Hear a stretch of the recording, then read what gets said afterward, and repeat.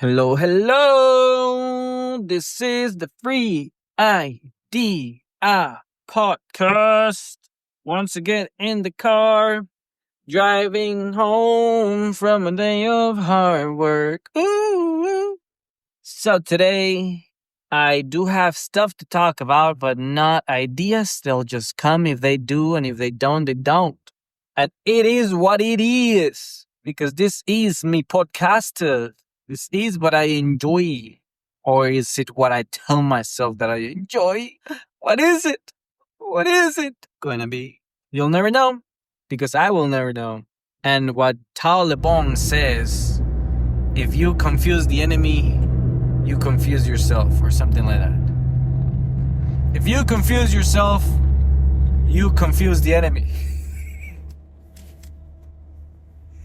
Yeah, Mao Zedong said that. Who said that? Who's that guy from the War of the Worlds book? Forgot. The Art of War by Shaotsu, Mutsu, Hutsu, Putsu, Bichu. Anyways.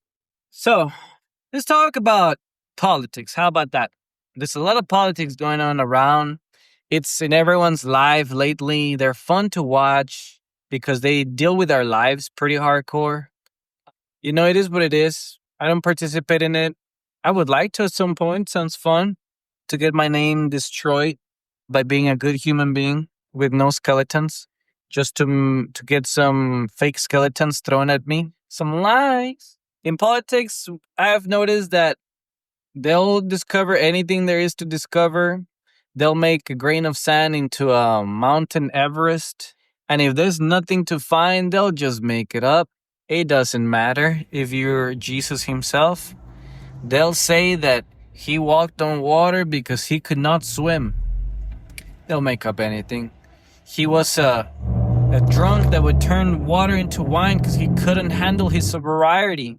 They'll make it into anything. He saved a handicapped person by curing him, but instead he just bullied the man into actually fulfilling his dream to be a cripple.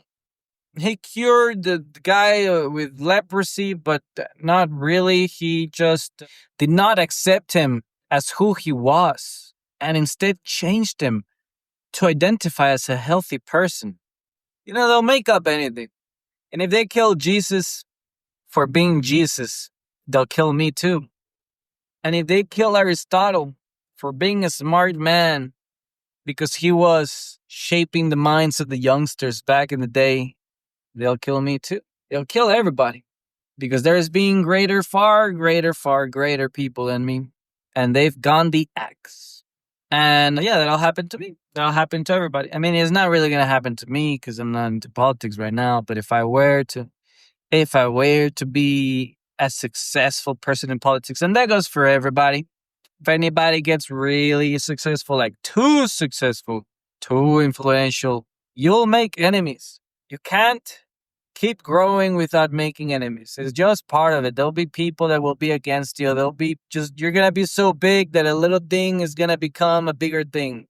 If at one point you didn't give money to a server at a restaurant, they'll grow that into a Mount Everest of a problem.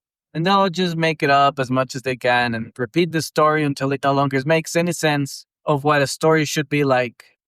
So I say what I say. If you're in video games, if you walk a path and you don't see any enemies, you're going the wrong way. If you walk a path and you see enemies and you hear boss music, you're in the right area. You are going the right path. The Jesus path, that's what Jesus said. So I tell you here, don't be afraid to go the right path and make enemies along the way. Unfortunate, but it happens. Most of it is under your control, but some of it is not. And that's okay. That is okay. Jesus says, if you get slapped, turn the other cheek so that one gets slapped too. Because you need balance in your life. You can't only have one cheek being slapped. You gotta get both of them slapped. Which kind of intriguing thought. You gotta get both cheeks slapped. What am I talking about? So, the life goes on. But yeah, politics is a very dirty job. I think in the low levels, it's okayish as you get into it. The higher you go, the dirtier it gets, especially once you hold the position of actual power, like a mayor, like a boss, like a president. Anything before that is still scummy. I don't know up to what level though. You gotta play the game. Play the game. Watch who has power and get along with them. And then if you have enemies, get along with them even more because you gotta get closer to your enemies than your friends. You know why? Let me tell you why. Because your friends are already close to you, they are already with you. But your enemies, they want to stay far away from you to make lies about you. And well, they hate you. But if you get closer to them, you can see their moves before they make them. You can change their mind, or well, I would say manipulate their mind before they become too dangerous. Pretty much catch the criminal before he commits the crime. Or you're too close to them that you don't let them make a move. Or you know too much about them that if they were to make a move, you will make a move that will hurt them and they know it. That's the game of politics. That's it. Nothing too nothing too hidden about it. It's very I guess I want to say obvious, but maybe it's obvious just to me. Politics is like being in school and you gotta worry about all the bullies and you can't walk them.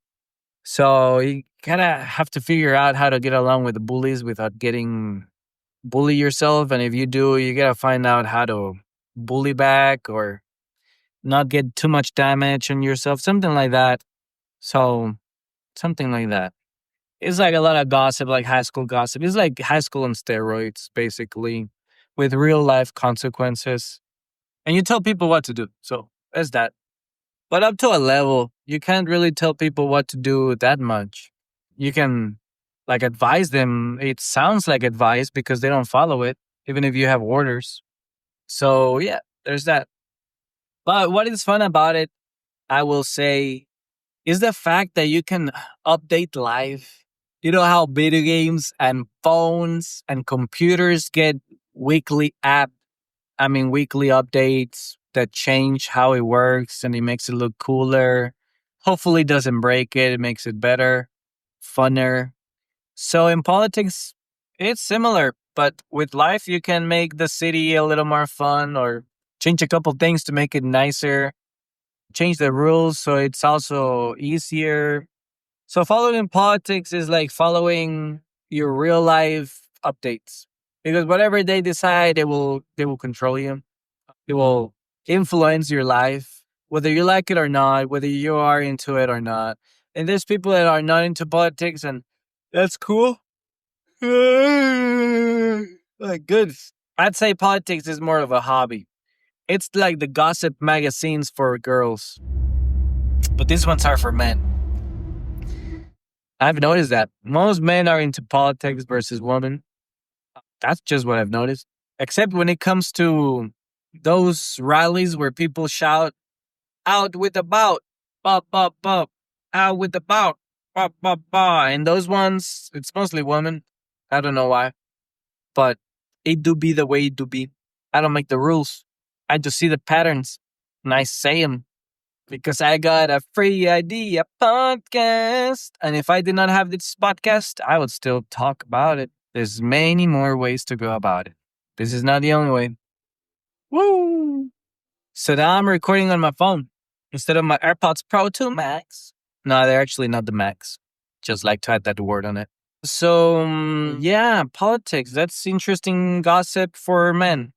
Maybe gossip for adults instead of teenagers. But I like the people that there was this guy who said, and I can't remember his name at this moment, but it's one of the friends of Joe Rogan in his podcast. And he said, I will only care about politics the day they pay me to scratch my balls and stay home. And until that happens, I'm just going to keep doing my thing. Oh, Joey Diaz said something along those lines. I probably added some extra. But he did say something about staying home and scratching his balls. And he don't follow politics. And that's cool, yeah, because there's people out here that they have their business and No matter what the president was at the time, they still had to work their ass off. And that's true even for me and everybody in this whole country and world too. No matter who the president is, you still gotta wake up at 5 and go do your job, come back, pay the bills, eat, sleep, all the junk. So, no matter what, every 4 years, I do the same. I still go to work, I still wake up, and I still do whatever I gotta do to make my human feelings go away. Oh, yeah. Because we all have those human feelings. Do you ever find yourself with human feelings and you gotta get rid of them? Got so many options. You get some drugs, you get some alcoholics, you get some cigarettes, you have the internet, you have a lot of things to deal with the human feelings for 9.99. I don't know where I'm going with that, but politics, as I was saying, it's dirty business. I do wonder why. I do. There is the thought about people that seek power tend to go that direction. I do like power, but then there's also the other thought that not only do they want power, but they're also kind of just evil in some sense or bad in the head. I don't know. Bad in the heart, I would say. I wouldn't say bad in the head because they're pretty clever to manipulate their way into it, but that's a bad heart, an evil heart, perhaps. Perhaps a confused heart, but that's giving too much okayness to it. I think there's a lot of politicians that are good and many start on the right path and they just become bad later on. Just like Batman said, you live long enough. So you're a hero and then you live long enough to become the villain. That happens to a lot. I mean, it's becoming more obvious now when I see videos about previous politicians like Obama and Hillary that used to say the same things that Trump is saying now, the same things about immigration, the same things about China. But Trump says it, and now they're against it. And so they lived long enough to become the villain because they once thought the same and they thought they were the good people. But now they denounce the current president to be evil for thinking what he says. And what he says is what they used to say. So if that's the logic, then that means that they used to be evil and now they're good. I don't know. I don't buy it. But it is the way that it is. It is the way it is. And then they all get rich eventually, like very, very rich, which means they're doing something sketchy. And then some of them, one in particular, it's better at investing than Warren Buffett, the great investor who has invested in his entire life and wrote, I don't know, made companies or something. He loves Coca-Cola company. So a politician is much, much better at stock trading and making money than the actual person who spent his entire life doing trading. And that is fishy. That is obvious. Like at this point, it's not even fishy, it's just obvious. There's a lot of insider trading going on. Information is power. That's the other common phrase. And yeah, yeah. I had some, well, let's not go there. But at one point, well, let's not go there. But maybe I do go there. There was a guy who in China, he was into some financial stuff at his company. And I asked him, it was during COVID, and I asked him, like, I don't know, I know you can't say much because, that's your job. You can't say much about it. His job was like predicting the market or something. That's what I thought. I don't know. He wasn't confirmed, but that's what I thought. He looked like a clever guy. And I said, I know you cannot talk about the market, like specifics and everything, but what do you think next year is going to be like? And he said, bad. Next year is going to be bad. And he wasn't wrong. Now, I did not sell my stocks. I did not. I could have sold my stocks according to that information. But I thought, man, I don't know, he's Chinese. He's in the Chinese market. Maybe doesn't really influence the American market. So, besides, I don't even have confirmed what his job is. But he was pretty clever. And what he said became true. The next year, all the stocks went down, and from then on, just kept going down. And I didn't lose money because I didn't sell. But if I would have, then I would have. So that was my insider trading experience. If I would have had followed that advice, I probably wouldn't even matter because I'm not even like part of that company. Or he was talking about the Chinese markets. He wasn't talking about the US markets and all the good stuff. So yeah, that's weird. I'm over here at the gate and my controller just doesn't work. It's annoying. Just gotta wait. Wait it out. I gotta wait it out. So yeah, I mean, there's people out there that do that type of stuff, and they can do that type of stuff. They make money. I'm not into it, so I didn't get money. But I can imagine how the politicians do it. I can. So yeah, that's how insider trading works. Sometimes it's not even that clever of insider trading. It's just some information that's happening at the same time. You get some like very very clever people, and you do what you gotta do. You take advantage of some opportunities. You do what you gotta do. So probably it's not even that sophisticated. If you're hanging around the heavyweights that know what's going on at all times, you're gonna start figuring out stuff.